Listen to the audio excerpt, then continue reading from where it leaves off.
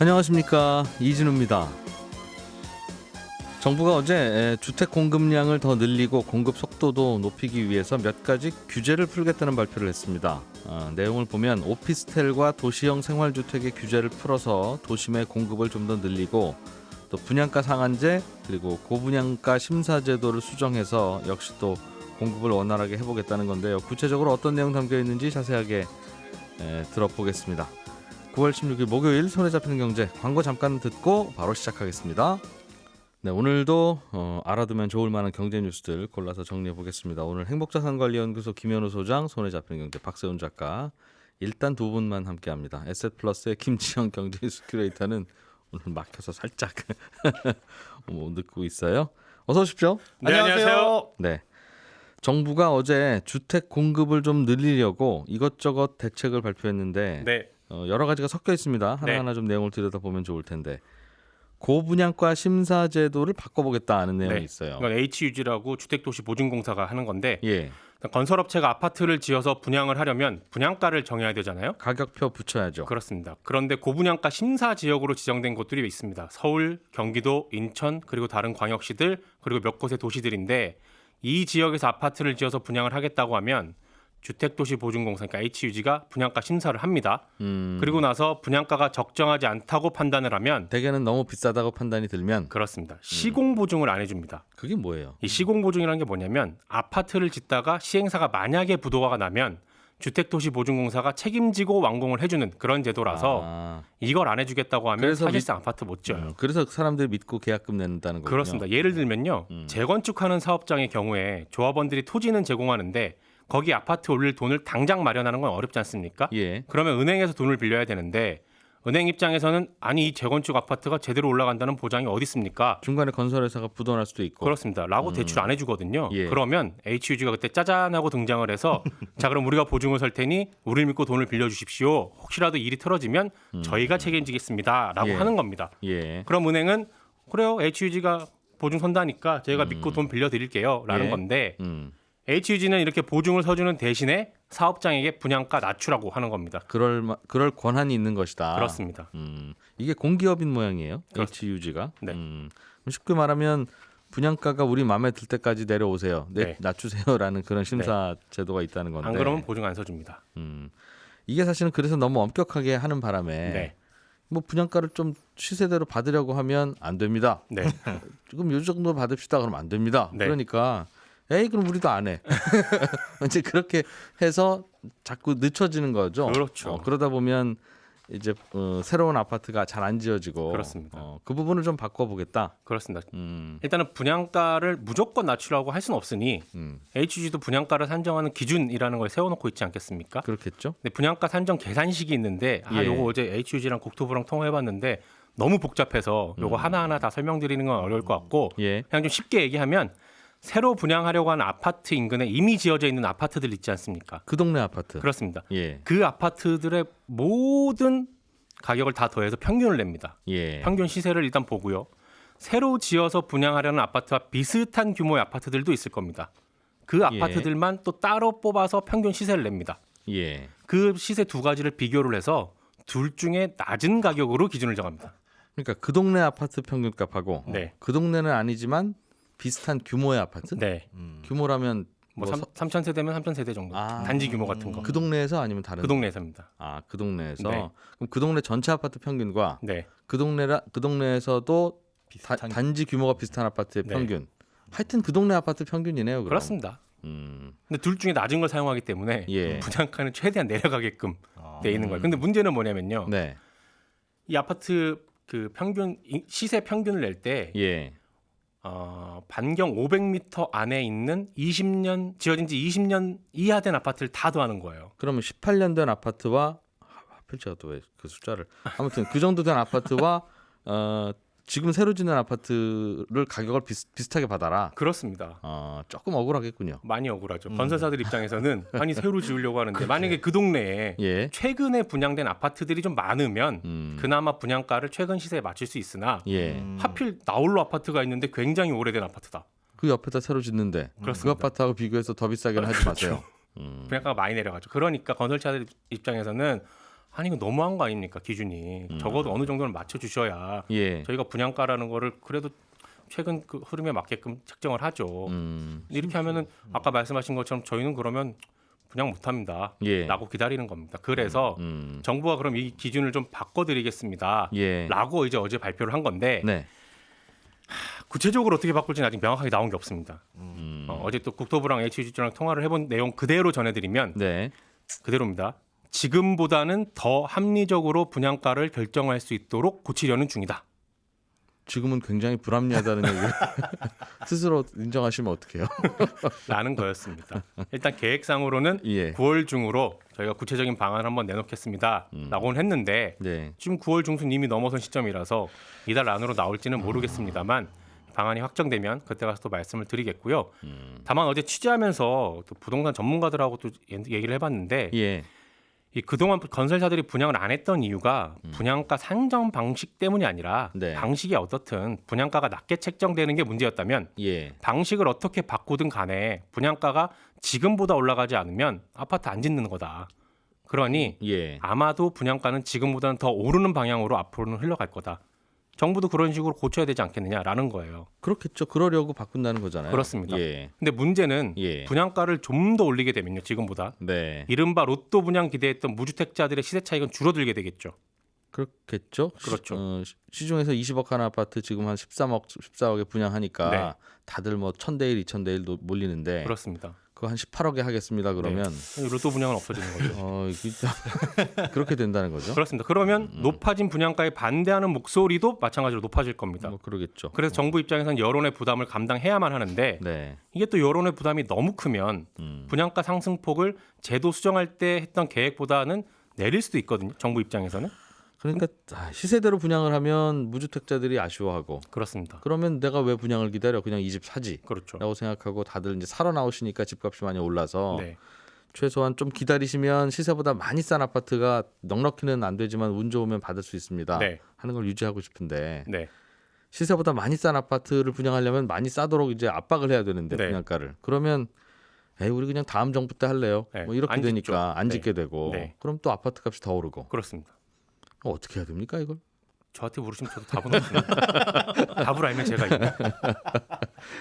알겠습니다. 정부가 분양가를 이렇게 누르려고 하면 양단의 어떤 현상이 나타나는 것만은 사실인 것 나타난다. 같습니다. 예. 이거 말고도 또 분양가 누르는 제도가 있죠. 분양가 상한제라고. 그렇습니다. 분양가 좀 전까지 말씀 주신 건 분양가 심사제도. 네. 또 하나 있는 건 분양가 상한제. 네. 같은 얘기 아닙니까? 같은 얘기이긴 한데 예. 요것도 지역이 지정된 곳들이 있고 안 된 곳들이 있거든요. 네. 근데 그 HUG가 하는 심사제도랑 분양가 상한제도가 겹치는 지역이 있지 않습니까? 두 곳. 그러니까 어떤 동네는 분양가 상한제를 하고 있고 네. 어떤 어떤 동네는 동네는 분양가 심사제도를 하고 하는데 있고 둘 다 하는 교집합 지역도 있고. 그렇습니다. 그런 예. 곳은 분양가 상한제도를 적용합니다. 분양가 상한제. 이것도 너무 비싸게 분양하지 말라고 분양가 누르는 제도예요. 거죠. 이거는 읍면구에서 합니다. 그 지자체에서. 네, 지자체에서 심의위원회 열어서 거기에 예. 외부 전문가 부르고 예. 예를 들면 구청이다. 그럼 구청 관계자들 들어가고 그리고 여기에 HUG 관계자도 들어가거든요. 예. 그래서 심사해가지고 너무 높으면 그것도 좀 내리세요. 이것도 라고. 아까도 동네 아파트와 비교해서 이렇게 합니까? 그렇습니다. 토지비랑 건축비 두 가지 비교를 하는데 문제는 예. 뭐냐면요. 토지비랑 건축비를 건설사에서 어느 정도 이 정도 됩니다라고 써내면 예. 그걸 고지것대로 받아들이는 게 아니라 웬만하면 다 깎아버립니다. 토지비도 깎고 건축비도 깎아요. 근데 문제는 네. 깎는 기준이 지금 일정하지가 않아요. 부마다 다 다르기 때문에 건설사들의 불만은 뭐냐면 아니 적어도 저희가 분양가를 뭐 예를 들면 평당 1,000만 원 정도로 생각을 했다. 예. 그러면 어느 구에 짓든지 간에 어느 정도는 좀 예측이 가능하게끔 해줘야지. 어디는 이게 통과가 되고 어디는 갑자기 반으로 깎이고 이러면 저희가 어떻게 분양을 합니까? 구청마다 입장이 다르면 네. 어떡합니까? 어떤 구청은 시세 80% 오케이. 네, 어떤 구청은 시세 60%도 너무 비싸. 네. 이렇게 나온다는 거죠. 그렇습니다. 그래서 그러면 이 기준을 우리가 조금 더 구체적으로 정해 보겠습니다. 라는 게 어제 정부가 이번에 발표한 발표다. 거였고 그 방안도 아직 제대로 나온 건 없습니다. 그렇군요. 알겠습니다. 집값 잡느라고 급하게 정책 내놓다 보니까 이것저것 좀 그 미세하지 못했던 부분이 있는 모양이에요. 네, 그렇습니다. 알겠습니다. 김현우 소장님, 네. 어제 발표한 내용 중에 이 분양가 산정 다시 한번 해보겠습니다 하는 거 하고 예. 주택 공급을 좀 더 늘리기 위해서 개선안을 내놓겠습니다 하는 게 있었는데 그 중에서 오피스텔 규제를 좀 완화한다는 내용도 있고 도시형 생활주택 규제도 완화한다는 내용이 있어요. 네, 그렇습니다. 무슨 얘기입니까, 이건? 이 도시형 생활주택이란 건 뭐냐면 도시 지역에 지을 수 있는 공동주택입니다. 그러니까 이걸 보면 일반 주택이 갖춰야 될 부대 시설보다 기준이 좀 덜 까다로워요. 예를 들어서 소음 방지 시설이라든가 뭐 저수조, 엘리베이터, 주차장 같은 거에 대한 기준이 덜 까다롭다는 건데 예. 일반 주택 지을 때 가장 걸림돌이 사실 주차장이잖아요. 세대당 한 면은 무조건 있어야 된다 이런 규제 때문에. 그래서 모든 집들이 떠 있죠. 그렇죠. 필로티. 1층은 없고 네. 1층은 문만 있고 2층부터 집이고. 네. 그리고 층수 제한이 있다 보니까 여기 10대 주차가 들어가면 10세대밖에 못 만들겠구나. 이렇게밖에 안 나오는데 예. 이런 도시형 생활주택은 이런 규제들이 굉장히 조금 완화되어 있습니다. 그러다 보니까 한 2분의 1에서 3분의 1 수준의 주차장만 확보하면 되거든요. 그럼 다들 도시형 생활주택으로 짓죠? 왜 띄워서 지어요? 그렇죠. 그런데 이 도시형 생활주택은 그렇기 때문에 난립할까봐 예. 면적이라든가 방 크기를 다 제한을 해두고 있었습니다. 지금까지는. 그동안에는 예, 원룸형 주택 같은 경우에는 그 최대 크기가 50제곱미터 이하예요. 전용 면적. 한 칸이 한 14평 정도 넘어가면 안 된다. 네. 그런데 실질적으로는 원룸형이다 보니까 그거보단 작게 설계를 하고요. 예. 방과 거실 최대 2개의 공간으로만 나눌 수가 있습니다. 그러다 보니까 방 3개짜리 집을 집어넣으면 이거는 도시형 생활주택 안 된다. 원룸형이 아니다 이거는. 주차장 다 넣어야 된다. 네. 그래서 2, 3인 가구가 거주하기엔 사실은 면적도 좁고 방 하나면은 좀 힘들 수 있잖아요. 그러다 보니까 수요가 뒷받침되지 않아서 점차 공급이 줄어듭니다. 예. 그래서 이걸 원룸형이라는 건 아예 없애고 소형으로 바꾸자 이름을. 그리고는 면적은 60제곱미터까지로 조금 완화하고 예. 공간 구분도 이제 최대 4개까지 즉 방 3개에 거실 하나까지 만들 수 있도록 규제를 완화하겠다라는 예. 겁니다. 그렇게까지 해도 주차장 안 넣어도 되는 걸로. 그렇죠. 그러면 같은 면적의 그런 방 2개, 3개짜리 주택의 공급이 완화해질 테니까요. 주차는 어떻게 해요? 못하죠. 불편합니다. 그런 것 때문에 지금 주차난도 심각한데 빌라 이런 골목들 가보면 예. 근데 이런 것들이 이제 막 들어서게 되면 주차는 더욱더 심각해질 수 있는 부작용은 분명히 있습니다. 주택이 좀 넉넉히 공급돼서 별일 없으면 주차를 강화하고 예. 또 그래도 주택이 너무 없다 싶으면 주차 좀 덜 하더라도 이렇게 또 완화하고. 네, 그렇습니다. 여기에 이제 오피스텔 규제도 풀렸는데 주요한 거는 오피스텔도 마찬가지예요. 주요한 게 그 주차장 면적이라든가 이런 것들 확보인데 예. 지금까지는 바닥 난방이 가능한 면적을 제한함으로써 많이 못 짓도록 했습니다. 전용 면적 85제곱미터까지만 바닥 난방이 가능하도록 했는데 예. 오피스텔은 발코니 설치가 금지돼 있기 때문에 실제로 전용 면적 85제곱미터인 아파트와 비교했을 때 실면적은 더 좁습니다. 전용 면적 85면 아파트로 치면 예전 단위로 33평 네. 국민주택 규모인 건데 네, 그렇습니다. 똑같이 전용 85짜리 오피스텔 들어가 보면 더 좁은 이유가 발코니가 한 없어서. 20평대 아파트 정도로만 느껴진다는 거죠. 네, 그래서 실제 30평대 아파트처럼 보이도록 하게끔 예. 마찬가지로 하게끔 120제곱미터까지 허용을 하자. 그러면 지금 분양되고 있는 85제곱미터 아파트와 비슷한 수준의 면적의 오피스텔까지 바닥 난방이 가능해진다. 즉 오피스텔에서도 주거를 조금 더 완화해서 허용하겠다라는 내용입니다. 지금까지는 왜 오피스텔에 바닥 난방을 못하게 했어요? 이게 그때그때 규제 역사가 또 여기 담겨 있어요. 예. 그러니까 예전부터 규제가 처음에 오피스텔이 생겼을 때 거의 그 즉시 금지를 했습니다. 바닥 난방 하지 마. 예, 업무용 시설이니까 이걸 주거용으로 쓰지 말아라. 투기 수요 때문이었습니다. 이때도. 그러니까 이런 거 수요를- 사서 집으로 쓰고 집으로 팔고 사고 팔고 할까봐. 네, 예. 그럴까봐 규제를 했는데 이때는 뭐 욕실도 못 만들게 했거든요. 그러다가 95년에 사라졌다가 예. 2004년에 다시 전면 금지됐습니다. 그리고 이게 완화된 게 주택 시장이 이제 공급이 안 되니까 2006년에 면적에 따라서 조금씩 완화했다가 2009년에 전세난이 심각해지다 보니까 그때는 또 난방 허용. 여기 살아 그냥 당장에 이제 주택을 수도권에 공급해 줄 수는 없고 예. 오피스텔을 주거용으로 쓰세요라는 식으로 완화를 했는데 그때 85제곱미터까지만 완화를 해줬던 거죠. 예. 그거를 지금 이제 85제곱미터를 좀 더 풀어서 120제곱미터로 완화를 해서 지금 사실 수요층이 가장 선호하는 중대형 규모인 뭐 85제곱미터까지도 예. 주택의 대안으로 오피스텔을 공급하겠다라는 의미입니다. 그 한 몇 달 전만 해도 네. 다들 이제 오피스텔이라도 삽시다라고 하면 전문가들은 그게 뭐 오피스텔이 업무용 시설이라 주차도 넉넉하지 않고 그렇죠. 뭐 바닥 난방도 안 되고 네.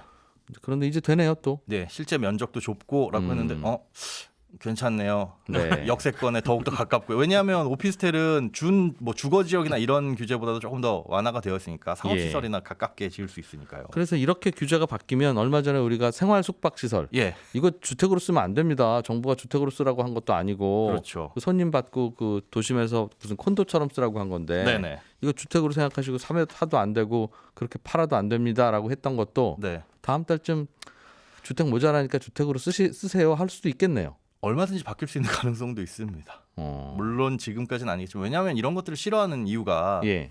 사실은 학교에 대한 구성이라든가 그런 도시 인프라를 이건 주거로 안 보기 때문에 배제하고 계산해서 설계를 하거든요. 그런 거 해놓으면 놀이터도 만들어야 되고 그렇죠. 학교도 만들어야 되는데 네, 의료시설도 만들어야 되는데 도심의 아까운 땅에 그게 뭐 하는 짓이냐라는 개념이었겠죠.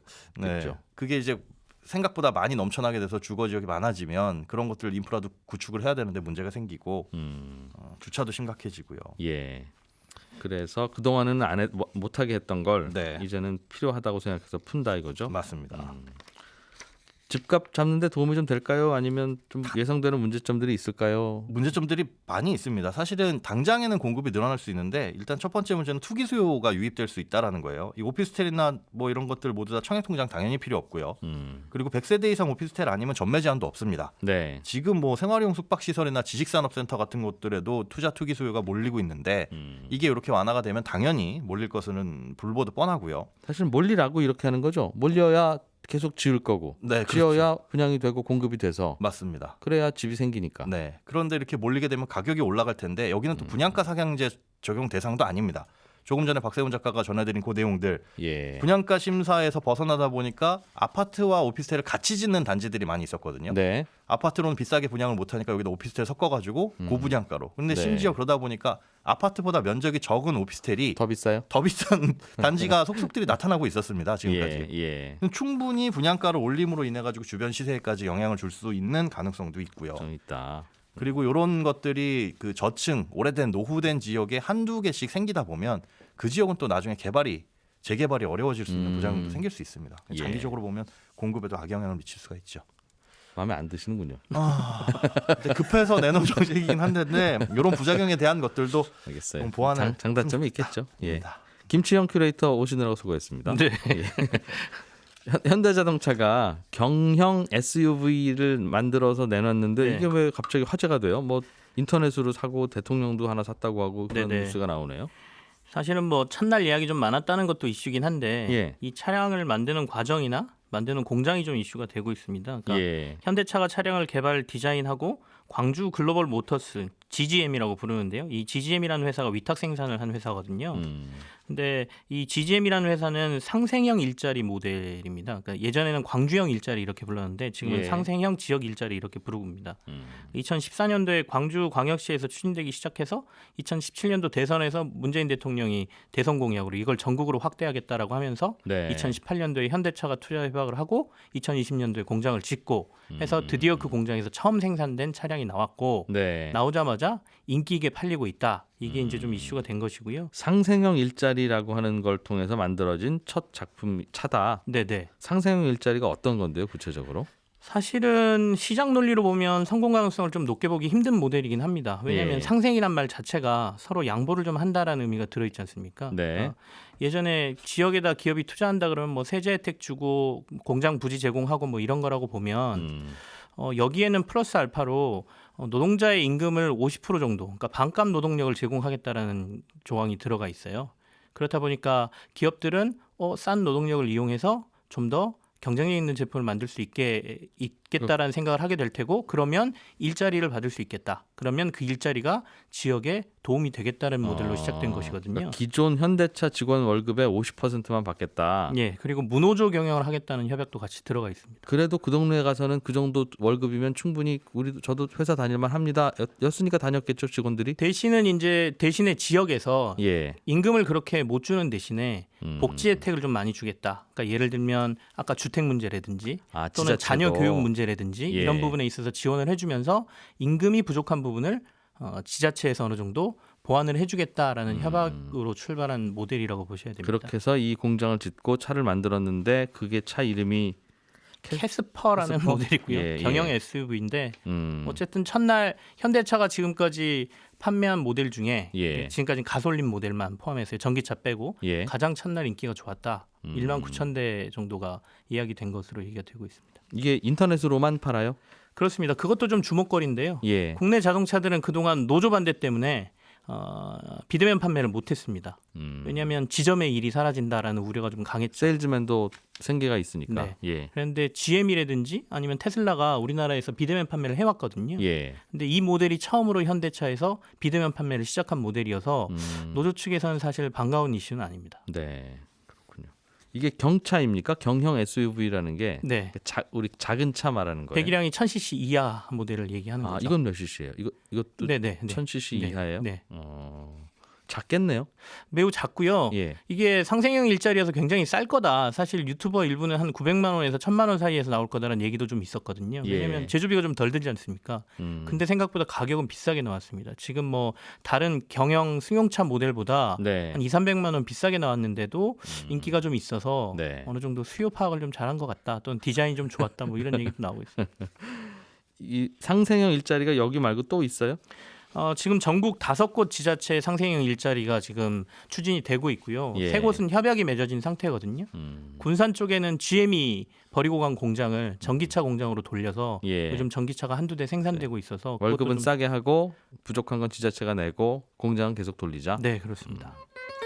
네, 손에 잡히는 경제 아침 방송은 여기서 마무리하고 11시 5분에 이어지는 손경제 플러스에서 다시 오겠습니다. 이진우였습니다. 고맙습니다.